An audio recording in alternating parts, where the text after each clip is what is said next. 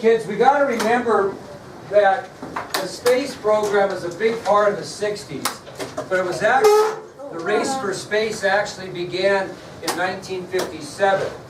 So when we talk about the race for space against the Soviet Union, it actually began on October 4th of 1957. President Kennedy's going to inherit quite a bit of this, but it actually was started on October 4th of 1957. Now, I told you some of this information, so it'll be kind of old hat. But on October 4th of 1957, does anybody remember what happened that got our attention? Russia sent a satellite into space called Sputnik 1. Okay? And of course, as we mentioned before, when the Soviet Union made history with the launching of the world's first satellite, Sputnik 1, it was a very impressive first, and for Americans it was very frightening.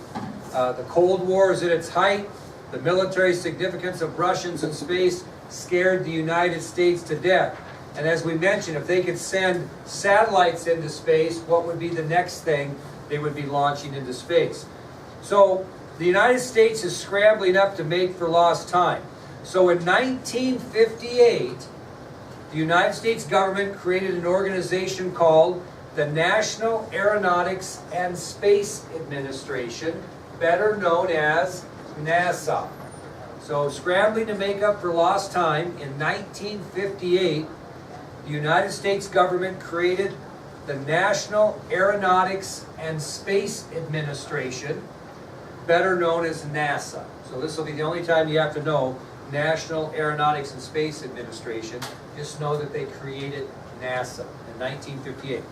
Now, the first space program that NASA developed was called the Mercury Project. The Mercury Project. So we have no space exploration prior to this. We haven't really competed with the Russians at all. And so NASA is created in 1958, and their first program will be called the Mercury Project. Well, if we weren't scared enough by the launching of Sputnik 1 and Sputnik 2, on April 12th of 1961, on April 12th of 1961, now this is during the Kennedy presidency, a cosmonaut by the name of Yuri Gagarin became the first human being to orbit the Earth. So if we weren't far enough behind, by the time Eisenhower left office, on April 12th of 1961, a cosmonaut by the name of Yuri Gagarin became the first human being to orbit the Earth. Yes, Dick? Yes, we're going to talk about that today. He did. Now, this trip by Yuri Gagarin lasted 1 hour and 48 minutes. That's how long the flight was. 1 hour, 48 minutes. And he circled about 203 miles above the Earth one time. Okay? So on April 12th, 1961, a cosmonaut, obviously from Russia, Yuri Gagarin, became the first human being to orbit the Earth. His trip lasted 1 hour and 45 minutes, and he circled the Earth about 203 miles above the surface. And this is going to give the Soviet Union a 2-0 lead over the United States in the race for space. So, Kennedy inherited the Mercury Project, and he supported fully this new project when he took office. Okay? And he even made a bold promise when he took office and studied the Mercury Project. He said that by the end of the decade, the United States of America would land a man on the moon safely and return him home safely. Okay? He made that bold prediction when he took office, that the United States, by the end of the decade, by the end of 1969, would successfully send an American astronaut to space, to the moon, and return him safely. He made that bold prediction. Everybody thought he was crazy. That was an incredibly far-fetched goal. But when he made that prediction, it was clear that the race for space with the Soviet Union was on. And for the United States, this race for space started with Project Mercury. Now, I will say this in backing up to yesterday. I think if President Kennedy could have lived, the two things he most would have wanted to see in his lifetime was the fall of the Berlin Wall and man landing on the moon. Two things that would have been dear to his heart he didn't see. And historians will tell you that if he would have lived, those would have been maybe his two proudest accomplishments, was the falling of the Berlin Wall and man landing on the moon. Okay, well, let's talk about the Mercury space program. This is kind of an interesting thing how this gets going. We have no space program prior to this. So now we've developed NASA and we've developed the Mercury space program, but how did it work? Some of it had to do with Eisenhower's administration and some with Kennedy's. And again, it starts with the Eisenhower administration in 1959. Keep in mind that Kennedy takes office in January of '61. So in 1959, this newly created NASA visited with the Department of Defense, and they asked them to supply a list of military test pilots that they thought could be considered for astronaut training.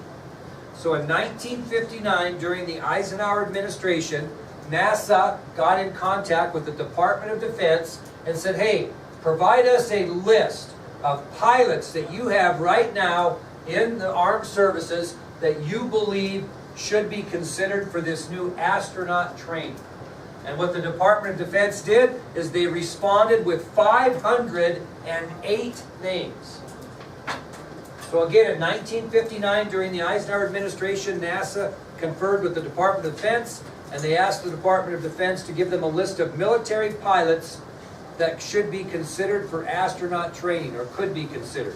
The Defense Department responded to NASA with 508 names. Now you got to keep track of this breakdown, okay? Now, of the 508 names that the Department of Defense gave NASA, NASA considered 473 of those. So there's some they threw out right away. So they received a list of 508 names of possible pilots that could be astronauts. They only considered 473 of those 508. Now, of those 473 possibilities, NASA narrowed that down to 110. So they go from 508 to 473 just to be considered, and then when they considered those 473 possibilities, they narrowed those down to 110. And this is what they evaluated these pilots on. Their age, they had to be less than 40 years old, and their height, they had to be 5'11" or less. So they didn't even look at ability when they cut from 473 to 110. They looked at age, less than 40, and height, 5'11" or less. Well, of those 110 that they cut down to, they picked 69 to go to Washington, D.C. for a briefing. Of that 110, they then selected 69 and sent them to Washington, D.C. for a briefing. Now, briefings where you sit down and visit with the person. And not only did they brief the person, they obviously gave them an interview, they tested their intelligence, and then they asked them if they wanted to volunteer for the Mercury space program. So NASA sent 69 of those 110 to Washington, D.C. for a briefing. They interviewed them, they tested them, and then they asked them if they were willing to volunteer for the Mercury space program.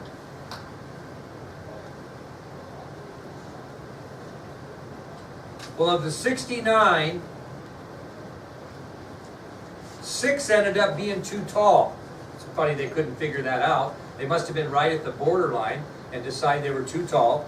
16 declined, said they did not want to volunteer,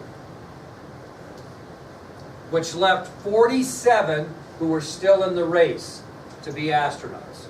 So of the 69 that were sent to DC, 6 were considered too tall. They must have been right on the borderline. 16 said they were not interested, and 47 still stayed in the batch out of the 508 we started with. Well, they cut that 47 down to 32, and they asked them to continue the program, and they sent them to New Mexico for physical examinations.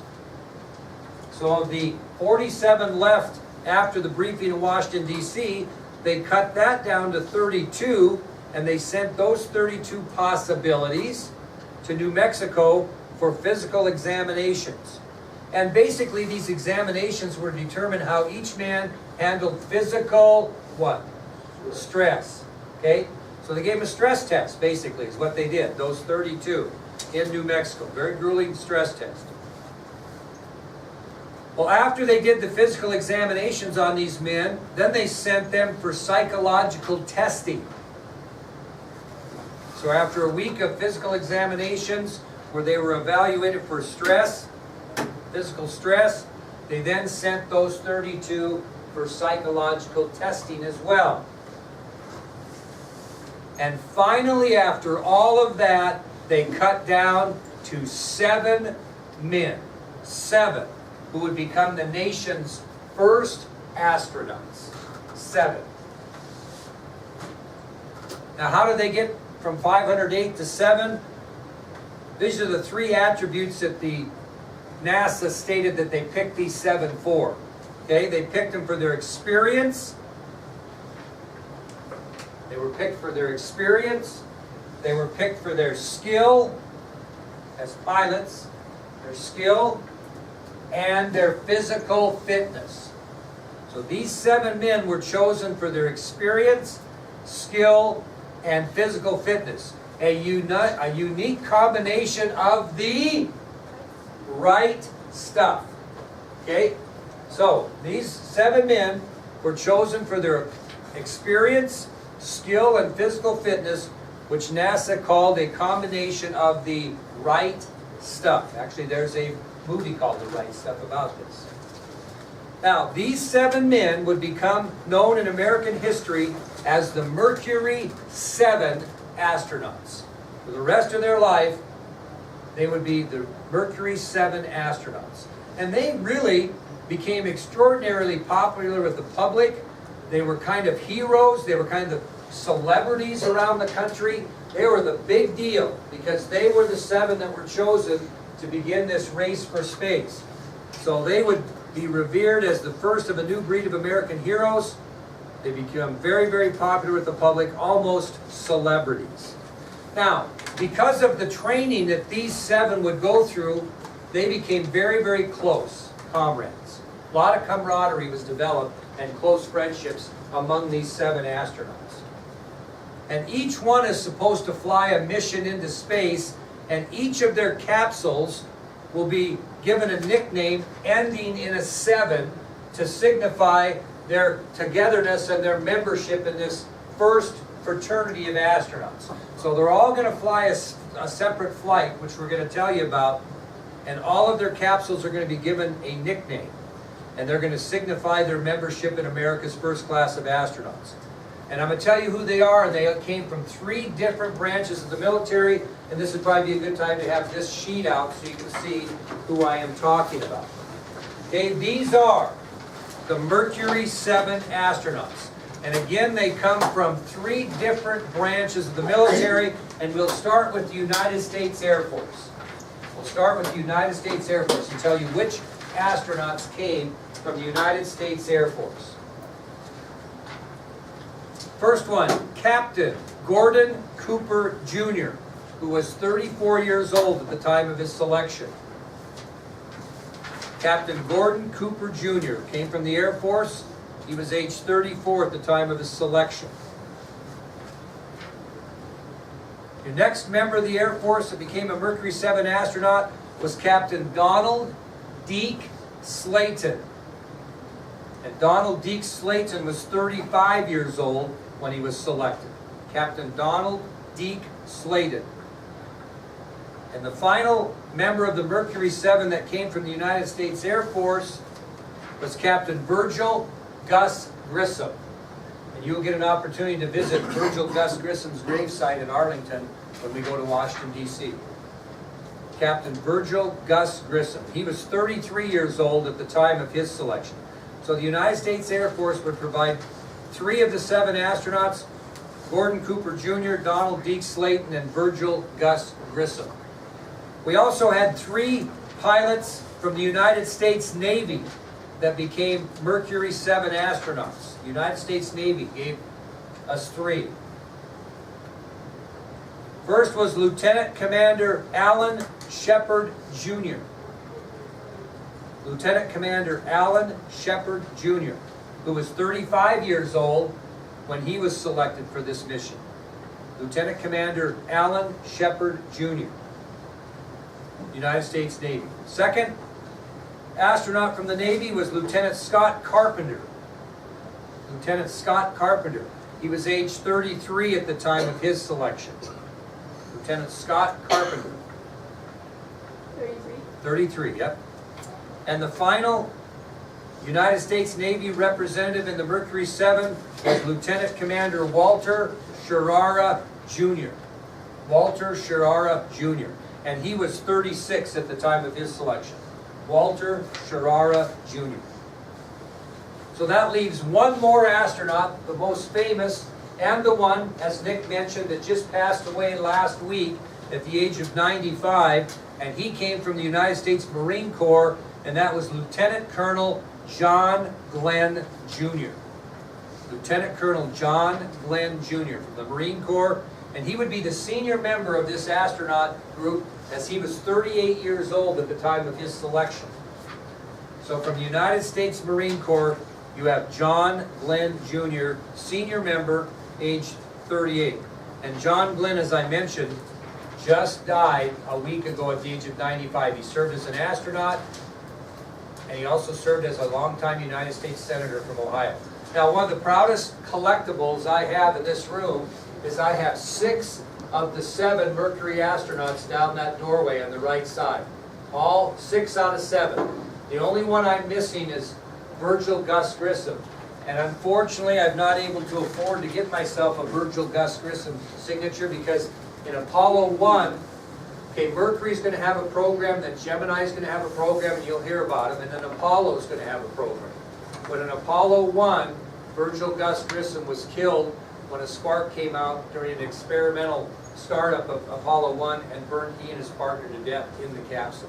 And as a result of that, if you could find his signature, because he died very early in the 1960s, he is very rare to get. Did you have a question?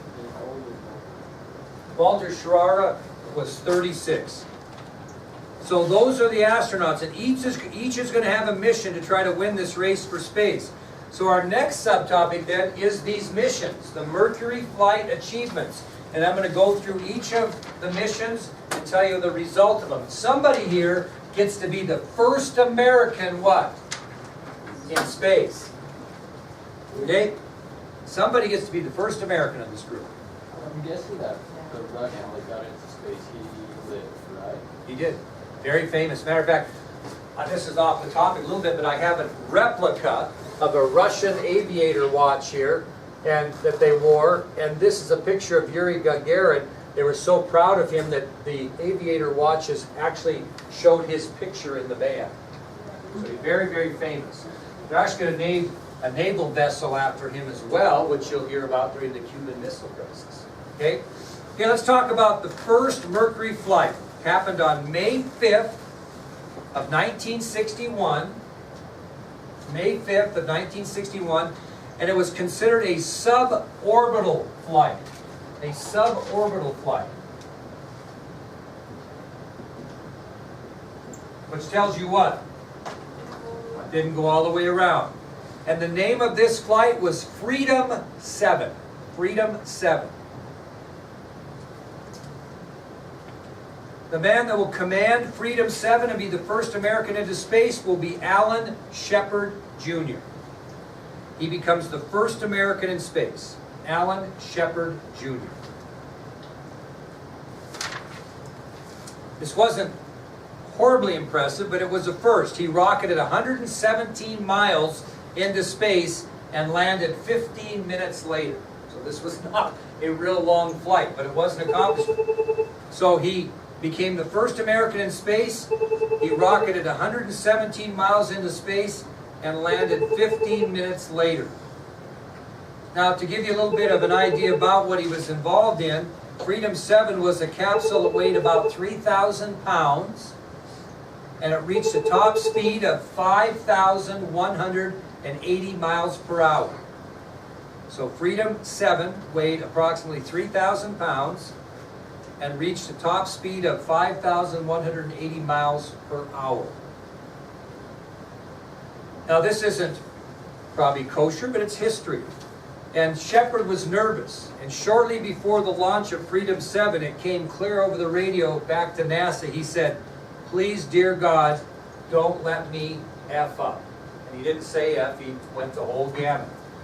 And although maybe not appropriate, this quote by Alan Shepard just prior to the launch of Freedom 7 went down in aviation history as Shepard's Prayer. It's known in aviation history as Shepard's Prayer. These guys were nervous. They were putting their life on the line. There was no guarantee of safety here. Okay? So, shortly before the launch of Freedom 7, Shepard gives his famous Shepard's Prayer, "Please, dear God, don't let me F up." Okay, that was the first Mercury flight achievement. The second one occurred on July 21st, 1961. July 21st, 1961, and it also was a suborbital flight, and it was called Liberty Bell 7. Liberty Bell 7. And this was a near disaster. Liberty Bell 7. Hello there, Mr. Nielsen. Mr. Bueller, how are you? I couldn't be better if you walked in the door. Are you here to see your daughter? Maybe. There, she's all yours. Sorry to interrupt. Oh, hey, this is well worth it here. We got it on tape. Don't get to see her very much. Well, you're very well.